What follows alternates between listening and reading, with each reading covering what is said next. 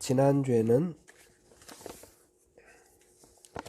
이사야 64장을 통해서 하나님이 하늘을 가르고 이 땅에 오시라 하는 그런 이사야의 하나님 강림을 기도하는 그런 내용을 살펴보았습니다. 오늘도 이사야 40장인데 잘 되고 있죠? 이스라엘이 간절하게 기다리고 원했던 메시아를 이 땅에 보내주시겠다는 하나님의 약속에 대해서 살펴보도록 하겠습니다.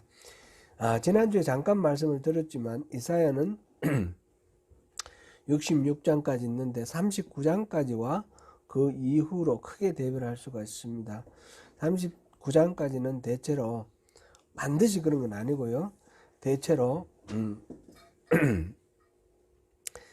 이스라엘의 죄에 대해서 하나님께서 심판하실 것이다 라는 그런 내용이 주를 이루고 있습니다. 그리고 40장부터 66장까지는 그 멸망 가운데서 회복시켜 주시는 하나님의 은혜에 대해서 주로 말씀을 하고 계십니다. 또 40장부터 66장도 또 이렇게 약간 특징이 차이가 나는 게 있는데, 그래서 40장부터 55장까지 그리고 56장부터 66장까지 이렇게 세 부분으로 나누어서 첫 번째는 제1 이사야, 제2 이사야, 제3 이사야 이렇게도 말한다라는 것을 우리가 보았고요. 그는 진짜 선지자 이사야가 150년 후에 200년 후에 있을 일을 미리 예언한 것으로 볼 수도 있습니다. 하나님은 선포하실 때에 다 미리 이렇게 말씀을 역사 이전에 말씀하시는 경우도 많으니까요. 그러나 꼭 그렇게 결정적으로 생각하실 필요는 없고, 이래도 이렇게 볼 수도 있고 저렇게 볼 수도 있다, 이렇게 생각하면 더 좋을 것 같습니다. 먼저 하나님의 백성에 대한 위로의 메시지에 대해서 살펴봅니다. 오늘 본문은 그 흐름의 이야기의 배경이 바벨론의 포로로 끌려가 있는 백성들의 삶의 한가운데가 바로 그 배경이 되는데, 대략 한 50년 지난 시간을 배경으로 하였습니다. 포로로 끌려간 1세대는 거의 대부분 죽었거나 살아있어도 80대 90대 이래 된 노인이 되었고, 어릴 때 부모 손잡고 포로로 끌려온 사람들이 이제 자라서 40대 50대가 되었고, 그 이후에 이곳에서 태어난 사람들이 20대 30대까지 이렇게 되어 있는 그런 정도입니다. 아무것도 없는 상태에서 이 바벨론으로 끌려와서 여기서 먹고 살으라 그래서 풀어놓았으니까 그곳에서 살아가는 것도 힘들었을 겁니다. 하루하루 살아가기도 힘겨운 상태에서 바벨론에 와보니까 전혀 새로운 세계를 보거든요. 바벨론은 그 당시에 세계의 가장 문명이 빼어난 곳이에요. 보니까 사람들은 잘 먹고 잘 살고 경제적으로 부강하고 군사적으로도 부강하고, 신전을 보니까 신전이 마르둑이라는 바벨론의 섬기는 신전은 이스라엘이 예루살렘에서 그 하나님을 섬기던 성전에 비해서 한 100배 정도 큰 거예요. 그 위용이 크고 이렇게 강한 걸 보고 사람들이 많이 흔들립니다. 믿음이 흔들립니다. 그 당시 옛날에는 그렇지 않습니까? 그 나라와 그 나라를 수호하는 신과 이거를 일치시켜서 어느 신이 더 강한가 이런 식으로 생각하는 그런 경향도 있었는데, 여호와보다 이 마르둑이 더 강한가? 그러면 굳이 여호와를 믿을 필요가 있는가? 이 마르둑 신이 보호하는 바벨론이 우리를 다 멸망시키고 수십만 사람들이 죽었고, 또 수십만이 광야로 도망갔고, 또 수십만이 포로로 끌려서 왔는데, 그러면 여호와 신보다 이 신이 더 강한 거 아닌가, 이런 식으로 생각을 하는 사람들이 많아졌습니다. 그래서 여호와에 대한 신앙이 점점 흐려져 갑니다. 1세대는 그래도 여호와를 잘 믿는데 2세대, 3세대 지나가면서 바벨론에서 태어난 사람들은 여호와를 잘 모르기도 하고, 그런 신앙의 위기가 왔을 때에 이 말씀이 선포되었다, 이렇게 봅니다. 그 위기에 빠져 있는 이 이스라엘 사람들에게 하나님은 지금 잠자거나 죽으셨거나 그런 게 아니라 살아 계시고, 그동안에 우리가 이런 고생을 하는 것도 마르둑과 여호와가 싸워서 여호와가 졌어 그런 것이 아니라는 거죠. 이런 인식의 어떤 변화, 이런 것이 생각납니다. 이렇게 선포됩니다. 이게 이사야서의 선포의 내용의 핵심입니다. 오늘 본문 1절 2절에서 선포하는 메시지는 그 메시지가 위로하라 라는 그런 말씀입니다. 위로는 모든 인생에게 필요하지요. 오늘날도 일상 속에서 불의의 사고로 가족을 잃거나 신체의 일부를 잃은 사람, 실현당한 사람, 경제 상황의 악화로 일자리를 잃은 사람 등등, 또 이전에 온누리교회에서 함께 신앙생활을 하시던 한 집사님이 먼저 또 지난 주중에 또 돌아가시고 해가지고 여러분들 마음도 또 많이 힘드실 거라고 생각됩니다.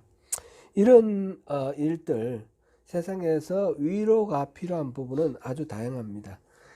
그런데 이사야가 말하는 이 위로는 그런 삶 속에서 겪는 어떤 잠깐 동안의 어떤 일에 대한 위로와는 비교할 수 없을 정도로 차원이 다른 그런 더 근원적인 그런 위로입니다. 하나님의 위로를 말하고 있습니다. 1절 우리 다시 한번 읽어보겠습니다. 오늘 본문 1절 시작. 너희의 하나님이 이르시되 너희는 위로하라, 내 백성을 위로하라. 영어 NIV 성경 그 밑에 있는 줄 같이 한번 읽어보겠습니다. 시작. Comfort my people, says your God. 저 혼자만 읽습니까? 네. 위로하라, 위로하라. 내 백성을 하나님께서 말씀하시니라. 이게 이제 히브리 성경에 더 가까운 그런 번역입니다. 이 위로하라는 말 자체가 휴 하는 이런 숨 쉬는 것하고 같은 말이에요. 같은 말. 그래서 이제 됐다, 다행이다, 이제 다 끝났다, 이제 안심해라, 이런 의미예요. 이런 의미.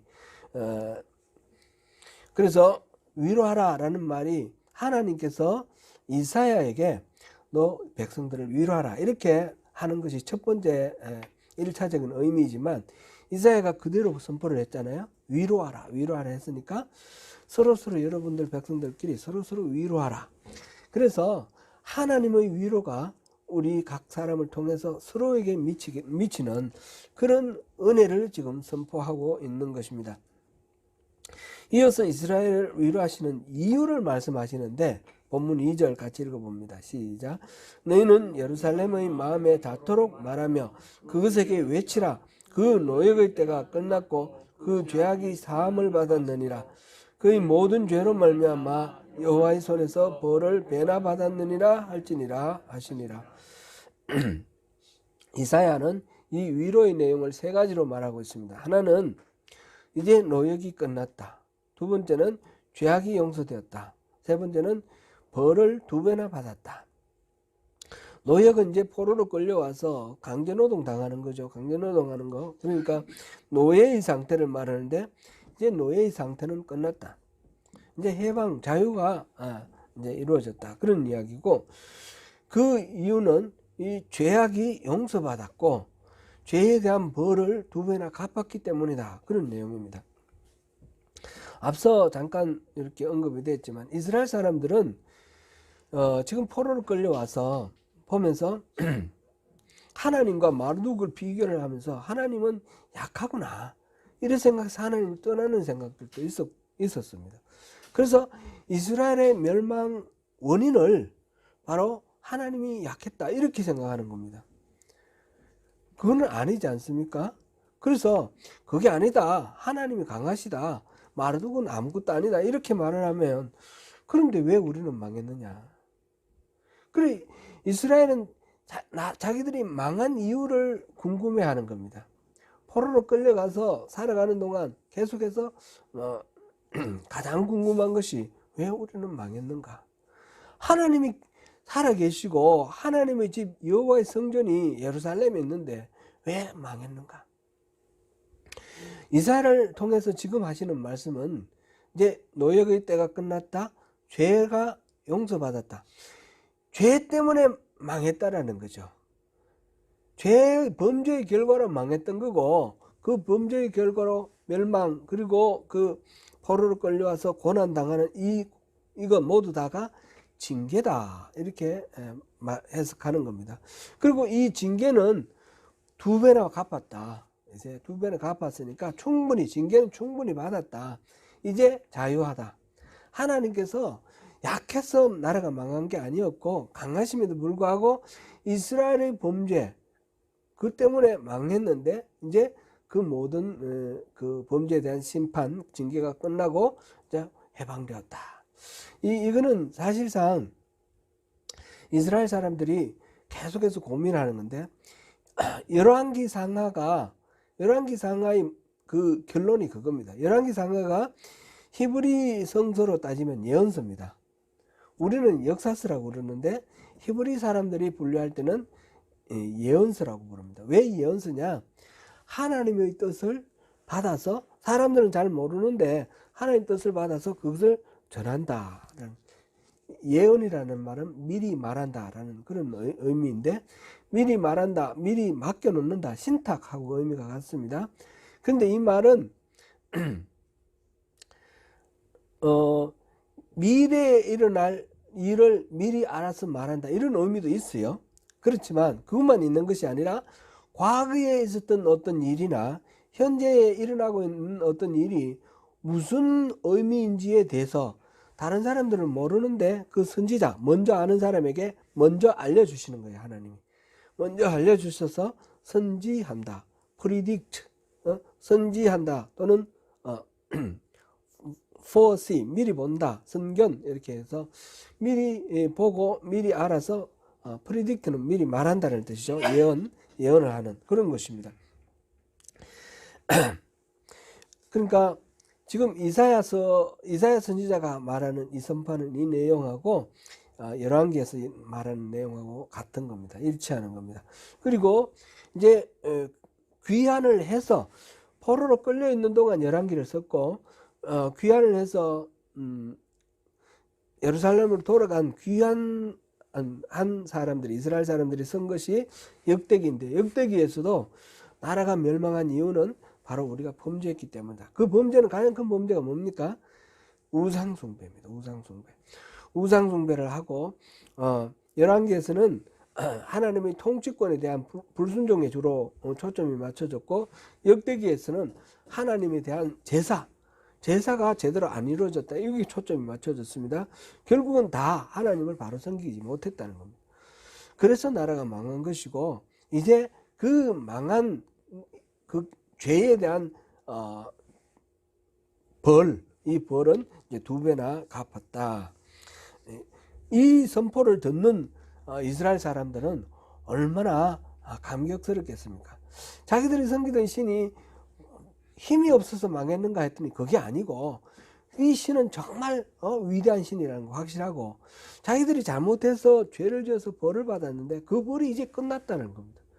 그러면 이 신이 모든 것들을 다 회복시켜 주실 것이다. 이런 약속을 지금 위로하라 하시면서 하나님이 말씀하시니까 얼마나 큰 안심이 되고 위로가 되겠습니까? 우리 충분히 상상할 수 있는 말씀입니다. 이사야는 이 위로의 선포를 말하고 난 뒤에 이어서 몇 가지 명령을 하나님으로부터 더 받아서 선포합니다. 3절에서 하나님의 대로를 평탄케 하라 이렇게 명령했습니다. 포로 생활을 하고 있는 바벨론에서 예루살렘으로 이제 돌아가려면 그 가운데 길이 보면 아주 광야입니다. 광야. 예루살렘, 지금 여러분들 하면서 상상을 한번 해보십시오. 바벨론은 이라크에 있는 뭐 바그다드 그 정도 있다고 생각하고, 이 이스라엘에서 그 이라크의 바그다드로 가려면 중간에 가운데로 바로 질러 가려면 그거는 사막입니다. 사우디아라비아의 그 사막. 그 사막을 질러 갈 수가 없으니까 둘러가는데, 시리아의 북쪽으로 올라가서 그 다음에 강 따라서 이렇게 내려가는, 그 사이에 계곡도 있고 산도 있고 뭐 푹 꺼진 웅덩이도 있고 돌출되어 나온 그런 부분도 있고, 이거를 평탄하게 닦으라, 그런 얘기입니다. 대로를 평탄하라 하는 이 명령은 하나의 은유입니다. 이거는 실질적으로 이스라엘 사람들이 이제 예루살렘으로 돌아가는 그 길을 닦으라는 얘기보다, 실제로는 포로들이 돌아갈 때 길을 닦을 필요가 없죠. 가버리면 되니까. 그래서 가버리면 되니까. 근데 그 길을 닦으라 이 말은 하나님이 오심을 위해서 예비하는 그런 준비를 하라, 그런 말을 나타내기 위해서 길을 닦으라, 이렇게 지금 은유로 표현을 했습니다. 마태복음 2장 3절과 마가복음 3장 3절, 누가복음 3장 4절에서 5절에서는 바로 오늘 본문 3절 4절에서 나오는 이 말씀을 인용을 해서 요한의 사역을 메시아 예수 그리스도의 오심을 예비하여 광야에서 주의 길을 준비하는 그런 사역으로 묘사하고 있습니다. 누가복음 3장 4절 5절을 우리 읽어보겠습니다. 시작. 선지자 이사야의 책에 쓴 바 광야에서 외치는 자의 소리가 있어 이르되 너희는 주의 길을 준비하라, 그의 오실 길을 곧게 하라. 모든 골짜기가 메워지고 모든 산과 작은 산이 낮아지고 굽은 것이 곧아지고 험한 길이 평탄하여질 것이요. 아멘. 여호와의 길을 그런 식으로 평탄하게 하라. 그래서 세례 요한은 그 메시아이신 여호와의 오심, 메시아의 오심, 예수 그리스도의 오심을 위해서 광야에서 외치는 소리로 이 길을 평탄하게 하는 일을 했죠. 세례 요한의 메시지, 가장 큰 메시지가 뭡니까? 대표적인 회개하라, 천국이 가까이 왔다, 그 말이죠. 메시아를 기다리는 이스라엘 백성들이 길을 닦는 것은 다름이 아니라 죄에 대해서 돌이켜보고 회개하는 것입니다. 그것이 길을 닦는 일입니다. 그렇게 하면 여호와의 영광이 나타날 거라 그랬습니다. 여호와의 영광이 나타나서 모든 육체가 그것을 함께 볼 것이다, 이렇게 5절에 나와 있습니다. 원래 여호와의 영광, 그러면 하나님의 임재하심인데, 하나님의 임재하심은 눈으로 보이는 것이 실체를 눈으로 보는 건 아니죠. 예를 들면 구름이 이렇게 가득하다든지 이런 어떤 다른 현상을 통해서 이렇게 나타내는 그런 방법인데, 여기서는 모든 육체가 그 여호와의 영광을 직접 볼 것이다, 이렇게 나와 있습니다. 곧 메시아로 오시는 예수 그리스도는 어떤 구름이나 뭐 천둥 벼락이나 이런 현상으로 나타나는 그런 메시아가 아니라 사람의 몸을 입고 구체적으로 우리가 볼 수 있는 그런 형상으로 이 땅에 오시겠다라는 것을 나타내는 그런 내용입니다. 바로 이사야가 그렇게 예언했던 것처럼 세례 요한이 선포를 했고, 예수님이, 메시아 예수님이 육신을 입고 이 땅에 오셔서 이 땅에서 사역을 하셨습니다. 6절에서는 외치라 라고 말을 합니다. 무엇을 외쳐야 합니까? 물어보니까 모든 육체는 풀이라는 사실을 외치라는 겁니다. 포로 생활을 끝내는 이들에게 모든 사람이 풀이다라는 게 무슨 의미입니까? 별로 의미가 없는 것 같고 어울리지도 않는 그런 표현 같습니다. 그런데 이 풀이라는 이 말 속에 많은 메시지가 들어있습니다. 너 인생은 풀이다. 그럼 우리 인생이 풀이다 그러면 좀 하나님의 입김이 불면 금방 씻은다 이렇게 표현되어 있습니다. 그죠? 이 이스라엘 지역에서는 동쪽에 있는 그 사하라 사막이 아니죠. 사우디아라비아 사막이 이름이 뭡니까? 거기서부터 바람이 불어오면 시럽고 열풍이라고 그랬는데 풀들이 다 말라버려요. 순간적으로. 그 동풍이 불 때가 되면 금방 풀이 말라버리고 되는 거. 그걸 이제 염두에 두면서 그걸 다 아는 사람들이니까 그렇게 얘기를 합니다. 하나님의 숨결이 이렇게 미치면 다 말라버리는 그런 풀과 같은 잠깐 동안 번영하는 그런 인생이다. 그런데 나만 그런 것이 아니죠. 지금 우리가 포로로 끌려가서 바벨론에 살고 있는데 억지로 겨우겨우 온갖 잡일을 해가면서 먹고 살고 있는데 그곳에는 바벨론 시민들도 있고 귀족들도 있고 왕도 있어요. 그들의 삶은 얼마나 엄청나게 멋있게 보입니까? 집도 막 바벨론은 하늘 정원이라는 곳도 있었어요. 그렇게 화려하게 만들어 가지고 살고 있는데 권력도 많고 근데 저 사람들도 풀이라는 겁니다. 모든 사람들이 다 풀이다. 풀과 같이 금방 쓰러져 버릴 것이다. 하나님께서 지금 하시는 이 말씀 속에는 이 사람에 대해서 이렇게 과대하게 이렇게 의존하거나 두려워하거나 그럴 필요가 전혀 없다. 모든 것들은 다 풀이다. 그런 것입니다.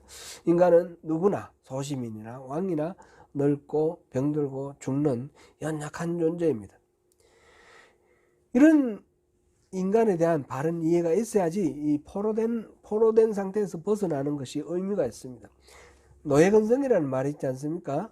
노예에서 풀려났지만 여전히 자유함을 누리지 못하고 노예처럼 비굴하게 빌부터 살거나 또는 이렇게 남에게 의존적으로 살거나 이럴 수가 있는데 지금 하나님이 하시는 말씀은 이사야 선지자를 통해서 하시는 말씀은 다 풀이다. 그런 거 다 잊어버려라.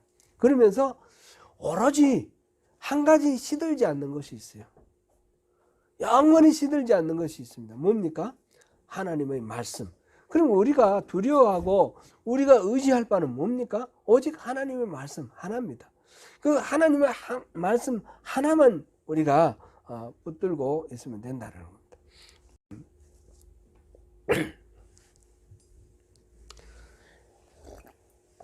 9절에서는 높은 산에 오르라 그랬습니다. 그리고 높은 산에 올라서 소리를 높이라 너희 하나님을 보리라 라고 말하라 이렇게 했습니다. 높은 산에 올라가서 온 이스라엘이 듣도록 소리를 높여 외치라는 말입니다. 그 외치는 내용은 너희의 하나님을 보리라 라는 말입니다. 본래 하나님은 보이지 않습니다. 하나님을 직접 본 자는 다 죽습니다. 그래서 시내산에서 모세를 하나님을 만나고 내려온 모세의 얼굴에서 영광의 광채가 빛나니까 사람들이 얼굴을 수건으로 가리고 이렇게 모세에게 요청을 하고 우리가 하나님 보지 않으랍니다. 당신이 하나님 보고 우리에게 말씀해 주세요. 직접 만나는 것을 두려워합니다. 그런 존재죠. 하나님은 우리가 하나님을 직접 보지 못하고 다만 하나님이 일하시는 어떤 모습, 일하시는 흔적 이런 것들을 발견합니다.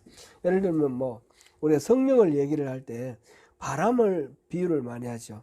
바람이 우리 눈에 안 보이지만 나뭇가지가 흔들리는 걸 보고 바람이 지금 불고 있구나. 지금 이거 흔들리잖아요. 그렇게 알 수 있는 것처럼 성령님은 우리 눈에 안 보이지만 성령님이 오셔서 우리 속에서 역사하심으로 우리에게 나타나는 여러 가지 현상들을 통해서 성령님을 볼 수 있습니다.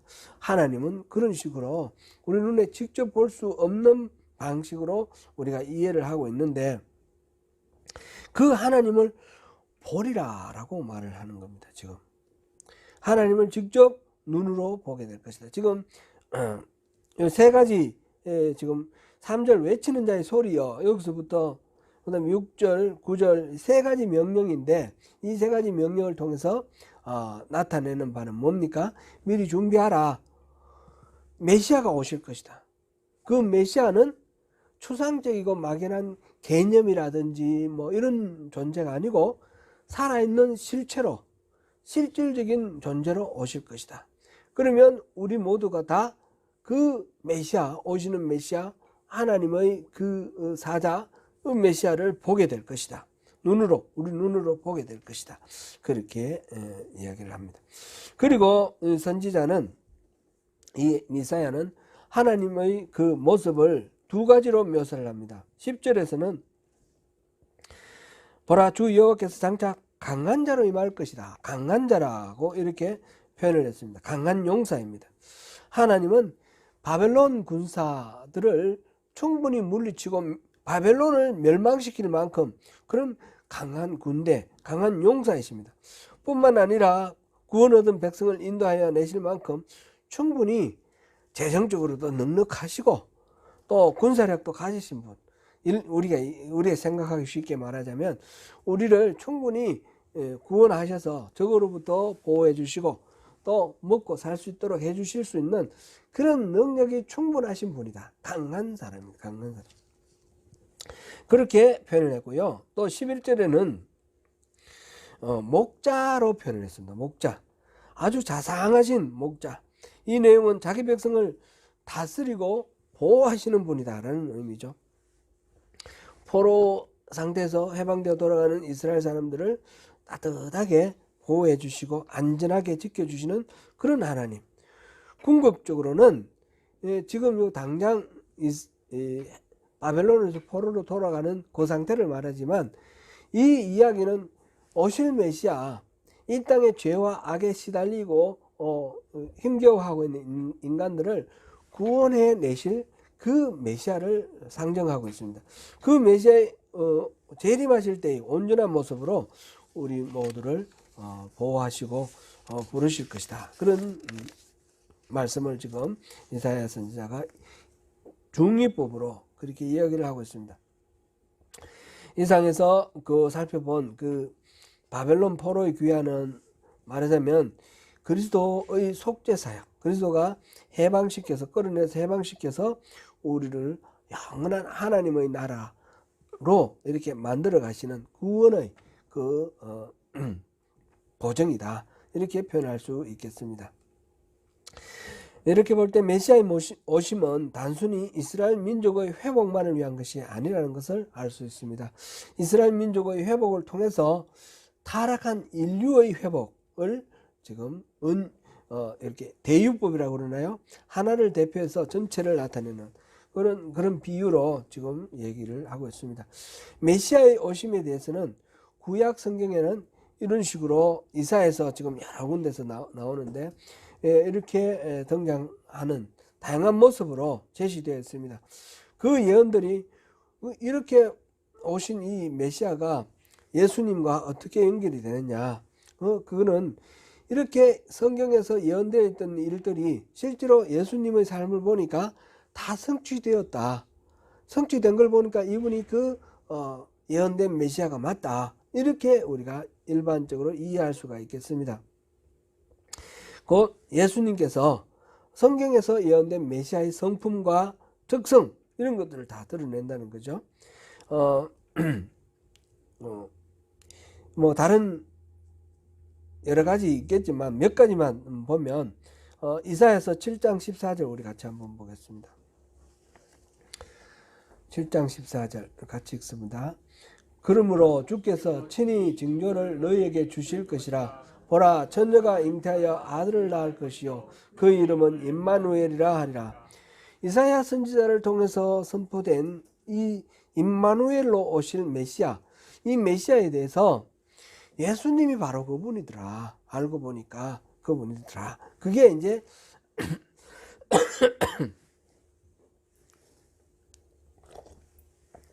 마태복음을 기록한 마태가 중요하게 예수님이 메시아라는 증거로 되고 있습니다. 마태복음에서는 이렇게 성경에서 기록되어 있는 메시아의 그 예언된 사항들이 여기에서 예수님의 삶에서 성취되었다라는 그런 내용을 지난주에도 잠깐 살펴봤는데 10가지 성취 형식 인용 구절이라는 걸 통해서 이렇게 확실하게 확인할 수 있다 했습니다. 그것은 주께서 선지자로 하여금 하신 말씀을 이루려 하려 하심이라. 선지자로 하신 말씀을 이루려 하려 하심이라. 선지자에게 통해서 선포된 그 내용이 실제로 이루어지게 하도록 예수님을 보내셨다. 이런 말이 되는 거죠. 10가지 성취 형식 인용 구절을 통해서 그것을 확인해 볼 수 있습니다. 그 중에 대표적인 첫 번째가 바로 방금 읽은 이사야서 7장 14절인데 이 부분을 마태복음 1장 21절에서 23절을 한번 읽어보겠습니다. 같이 읽습니다. 시작. 아들을 낳으리니 이름을 예수라 하라. 이는 그가 자기 백성을 그들의 죄에서 구원할 자이심이라 하니라. 이 모든 일이 된 것은 주께서 선지자로 하신 말씀을 이루려 하심이니 이르시되 보라 처녀가 잉태하여 아들을 낳을 것이요 그의 이름은 임마누엘이라 하리라 하셨으니 이를 번역한즉 하나님이 우리와 함께 계시다 함이라. 아멘. 이렇게 성경에 기록된 것이 성취되었다. 이런 말씀입니다. 이 예수님의 오심은 사실 이 이사야의 선포 이전에도 아주 오래 전부터 그렇게 약속되어 있는 그런 내용입니다.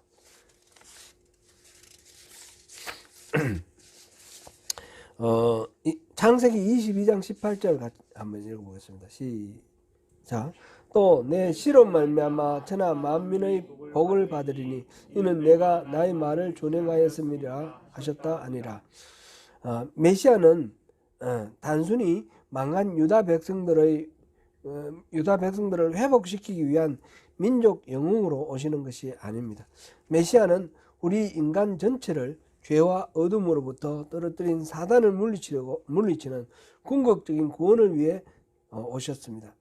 그것이 앞에서 내 씨로 말미암아 천하 만민이 복을 받으리라 했고요. 또 창세기 3장 15절 같이 읽겠습니다. 이곳에 이렇게 약속되어 있습니다. 시작. 내가 너로 여자와 원수가 되게 하고 내 후손도 여자의 원수가 되게 하리니 여자의 후손은 내 머리를 상하게 할 것이요 너는 그의 발꿈치를 상하게 할 것이니라 하시고. 아멘. 아담과 하와를 유혹해서 타락하게 만든 사탄에게 하나님이 하신 말씀입니다. 여자와 원수가 되게 하고 내 후손도 여자의 후손과 원수가 되게 하리니. 이때 이 여자의 후손, 예수님의 메시아로 오실 예수님에 대한 예언이다. 이렇게 볼 수 있겠습니다. 이것을 그래서 통상 원복음 이렇게 표현을 합니다. 사랑하는 성도 여러분, 우리가 메시아의 성탄을 맞이하는 열망을 가지고 강림주를 보내고 있습니다. 메시아를 보내시면서 위로하라 말씀하시는 하나님 뜻은 단지 나라가 망하고 절망 가운데 신어받은 바벨론 포로기의 이스라엘 백성들에게 소망을 주는 메시지일 뿐만 아니라 사실은 죄로 인하여 하나님의 은혜에서 멀어진 인류를 회복하기 위한 하나님의 사랑과 긍휼의 메시지이기도 한 것입니다. 오늘날 우리 삶의 모든 공고함으로부터 우리를 건져내실 하나님의 구원의 메시지를 묵상하면서 우리 주님 예수 그리스도의 성탄을 축하하시기를 축원합니다.